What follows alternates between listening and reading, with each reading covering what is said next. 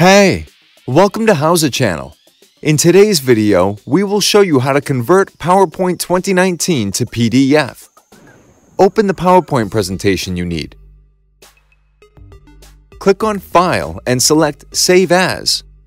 Choose a place to save the file. Set Save As Type to PDF.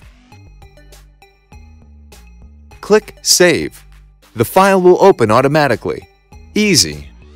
If for some reason it doesn't work for you, open your web browser. Paste a link you can find in the description box below. Open the web page. Click on Choose File. Select the file.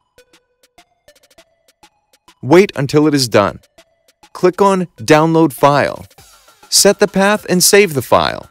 Open the file and enjoy. Thanks for watching the video. Please like it and let us know if you use any of our tips and tricks. Subscribe to our channel. We upload new tutorials every day. See ya!